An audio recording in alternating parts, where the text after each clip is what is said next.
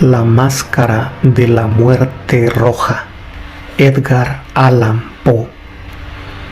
La muerte roja había devastado el país durante largo tiempo. Jamás una peste había sido tan fatal y tan espantosa. La sangre era encarnación y su sello, el rojo y el horror de la sangre. Comenzaba con agudos dolores, un vértigo repentino, y luego los poros sangraban y sobrevenía la muerte. Las manchas escarlatas en el cuerpo y la cara de la víctima eran el bando de la peste, que la aislaba de toda ayuda y de toda simpatía, y la invasión, progreso y fin de la enfermedad se cumplían en media hora.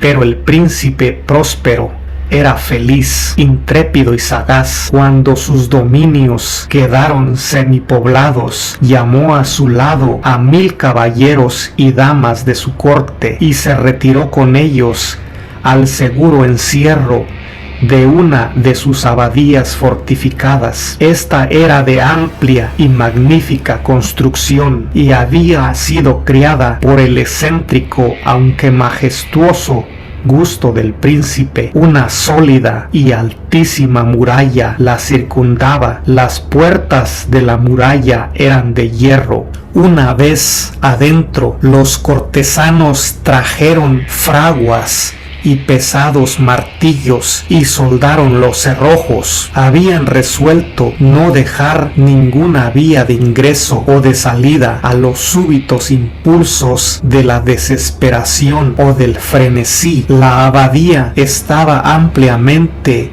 aprovisionada con precauciones semejantes. Los cortesanos podían desafiar el contagio, que el mundo exterior se la arreglara por su cuenta. Entre tanto, era una locura afligirse. El príncipe había reunido todo lo necesario para los placeres. Había bufones, improvisadores, bailarines y músicos. Había hermosura y vino. Todo eso y la seguridad estaban del lado de adentro. Afuera estaba la muerte roja.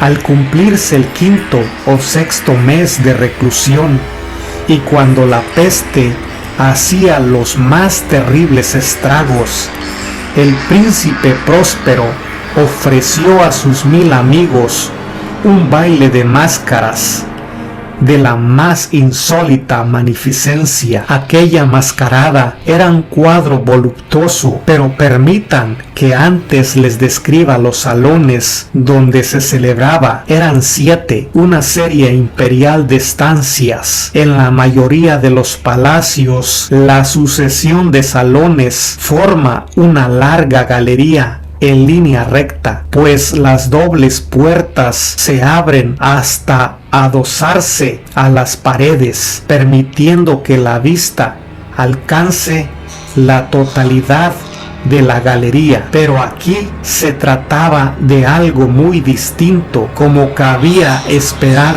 del amor del príncipe por lo extraño. Las estancias se hallaban dispuestas con tal irregularidad que la visión no podía abarcar más de una a la vez. Cada 20 o 30 metros había un brusco recodo y en cada uno nacía un nuevo efecto. A derecha e izquierda, en mitad de la pared, una alta y estrecha ventana gótica daba a un corredor cerrado que seguía el contorno de la serie de salones. Las ventanas tenían vitrales cuya coloración variaba con el tono dominante de la decoración del aposento. Si, por ejemplo, la cámara de la extremidad oriental tenía tapicerías azules,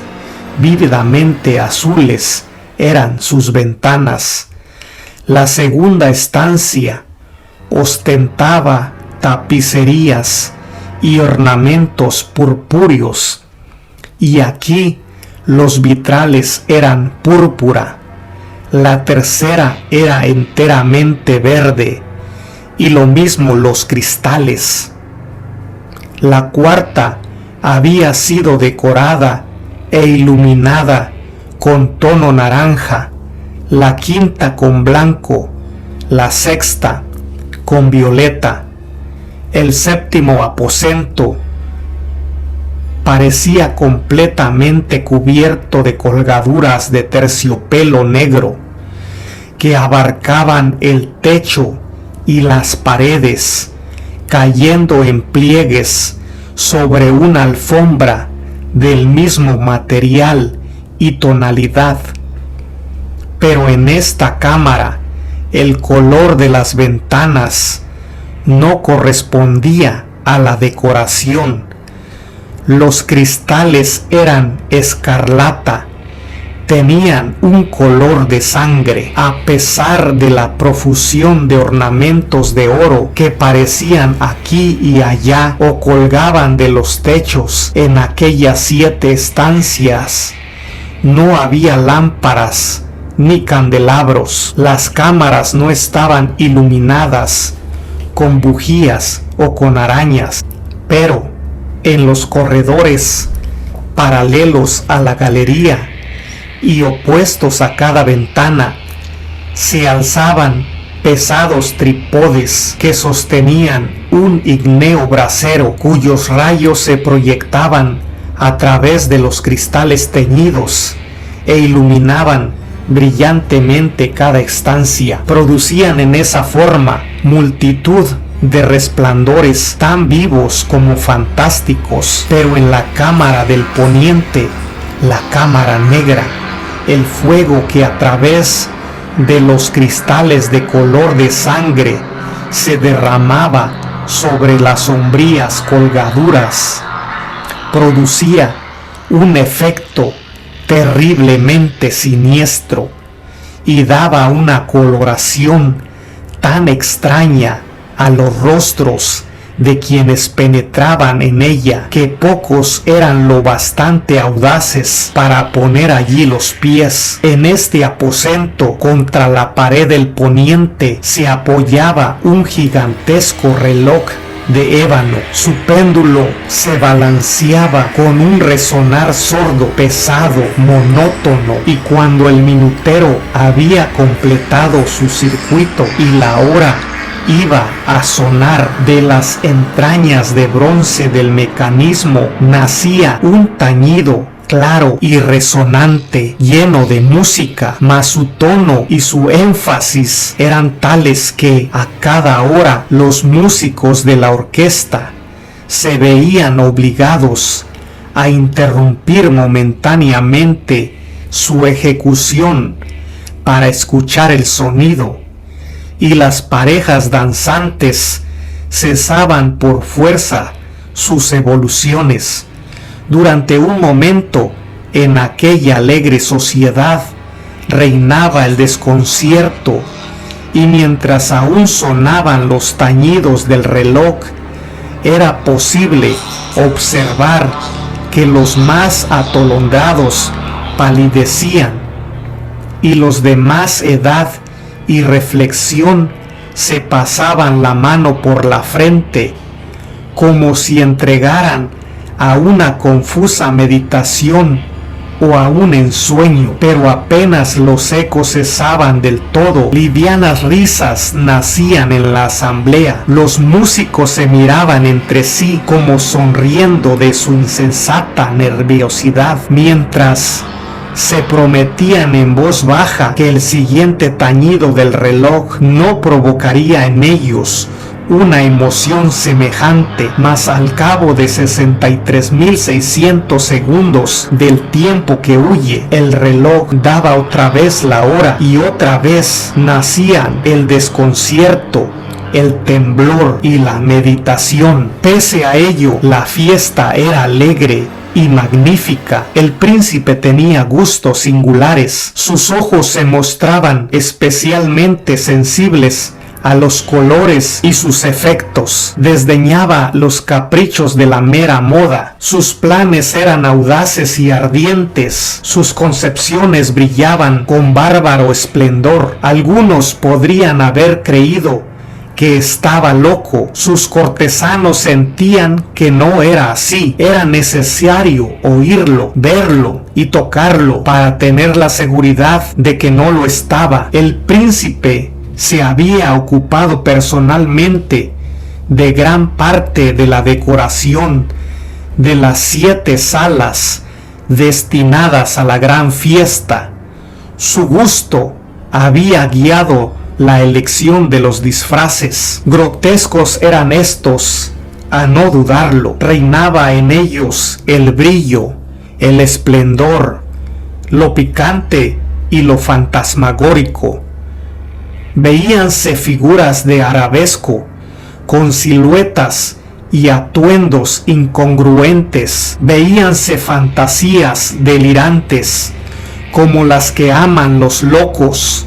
En verdad, en aquellas 7 cámaras se movía de un lado a otro una multitud de sueños, y aquellos sueños se contorsionaban en todas partes, cambiando de color al pasar los aposentos y haciendo que la extraña música de la orquesta pareciera el loco eco de sus pasos. Mas otra vez tañe el reloj que se alza en el aposento de terciopelo. Por un momento todo queda inmóvil, todo es silencio, salvo la voz del reloj. Los sueños están helados, rígidos en sus posturas, pero los ecos del tañido se pierden apenas han durado un instante. Una risa ligera, a medias sofocadas, flota tras ellos en su fuga. Otra vez crece la música, viven los sueños, contorsionándose al pasar por las ventanas, por las cuales irrumpen los rayos de los trípodes. Mas en la cámara que da al oeste, ninguna máscara se aventura, pues la noche avanza y una luz más roja se filtra por los cristales de color de sangre. Aterradora es la tiniebla de las colgaduras negras, y para aquel cuyo pie se pose en la sombría alfombra, brota del reloj de ébano un ahogado resonar mucho más solemne que los que alcanzan a oír las máscaras entregadas a la lejana alegría de las otras estancias. Congregábase densa multitud en estas últimas, donde afiebradamente latía el corazón de la vida. Continuaba la fiesta en su torbellino hasta el momento en que comenzaron a oírse los tañidos del reloj anunciando la medianoche. Cayó entonces la música, como ya he dicho, y las evoluciones de los que bailaban se interrumpieron, y como antes se produjo en todo una sensación angustiosa, mas esta vez el reloj debía tañer 12 campanadas, y quizá por eso ocurrió que los pensamientos invadieron en mayor número las meditaciones de aquellos que reflexionaban entre la multitud entregada a la fiesta, y quizá también por eso ocurrió que antes de que los últimos ecos del carillón se hubieran hundido en el silencio, muchos de los concurrentes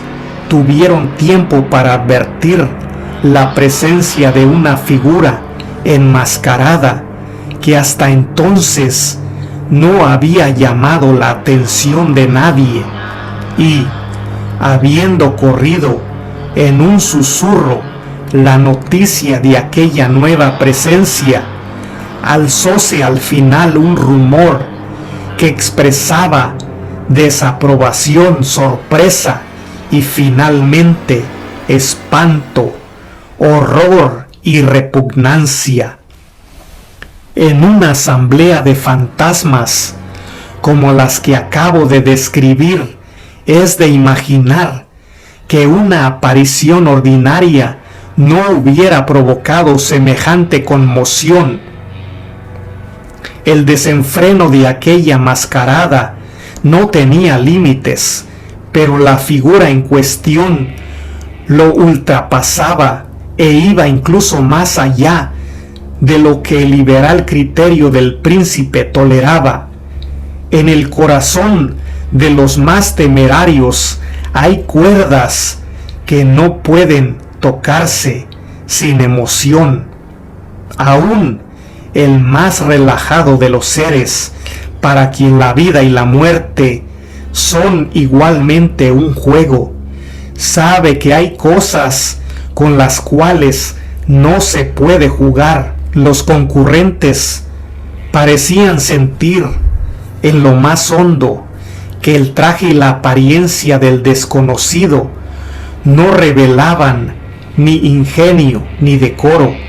Su figura alta y flaca estaba envuelta de la cabeza a los pies en una mortaja. La máscara que ocultaba el rostro se parecía de tal manera al semblante de un cadáver ya rígido que el escrutinio más detallado se habría visto en dificultades para descubrir el engaño. Cierto, aquella frenética concurrencia podía tolerar, si no aprobar, semejante disfraz, pero el enmascarado se había atrevido a asumir las apariencias de la muerte roja. Su mortaja estaba salpicada de sangre y su amplia frente, así como el rostro, parecían manchados por el horror escarlata. Cuando los ojos del príncipe Próspero cayeron sobre la espectral imagen, convulsionóse en el primer momento con un estremecimiento de terror o de disgusto, pero inmediatamente su frente enrojeció de rabia. ¿Quién se atreve?, preguntó con voz ronca a los cortesanos que lo rodeaban. ¿Quién se atreve a insultarnos con esta burla blasfema? Apodérense de él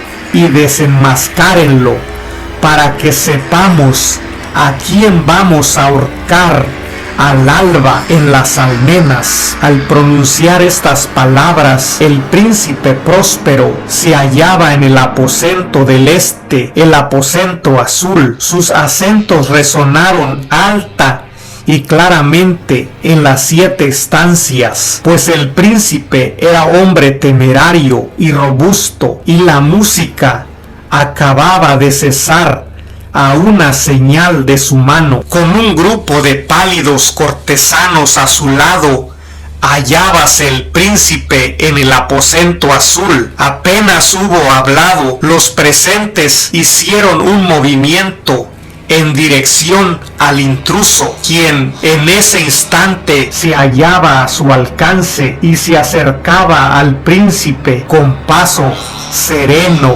y cuidadoso. Mas la indecible aprensión que la insana apariencia de aquel enmascarado había producido en los cortesanos impidió que nadie alzara la mano para detenerlo, y así, sin impedimentos, pasó éste a 1 metro del príncipe, y mientras la vasta concurrencia retrocedía en un solo impulso hasta pegarse a las paredes, siguió andando ininterrumpidamente, pero con el mismo y solemne paso que desde el principio lo había distinguido, y de la cámara azul pasó a la púrpura, de la púrpura a la verde, de la verde a la anaranjada, desde esta a la blanca y de allí a la violeta, antes de que nadie se hubiera decidido a detenerlo. Mas entonces el príncipe Próspero, enloquecido por la ira y la vergüenza de su momentánea cobardía, se lanzó a la carrera a través de los 6 aposentos sin que nadie lo siguiera, por el mortal terror que a todos paralizaba. Puñal en mano, acercóse impetuosamente hasta llegar a 3 o 4 pasos de la figura, que seguía alejándose, cuando ésta, al alcanzar el extremo del aposento de terciopelo, se volvió de golpe y enfrentó a su perseguidor. Oyóse un agudo grito mientras el puñal caía resplandeciente sobre la negra alfombra, y el príncipe Próspero se desplomaba muerto. Poseídos por el terrible coraje de la desesperación, numerosas máscaras se lanzaron al aposento negro, pero al apoderarse del desconocido, cuya alta figura permanecía erecta e inmóvil a la sombra del reloj de ébano, retrocedieron con inexpresable horror al descubrir que el sudario y la máscara, aquella máscara cadavérica que con tanta rudeza habían aferrado, no contenía ninguna figura tangible, y entonces reconocieron la presencia de la muerte roja. Había venido como un ladrón en la noche, y uno por uno cayeron los convidados en las salas de orgía, manchadas de sangre, y cada uno murió en la desesperada actitud de su caída, y la vida del reloj de ébano se apagó con la del último de aquellos alegres seres, y las llamas de los trípodes expiraron, y las tinieblas y la corrupción y la muerte roja lo dominaron todo.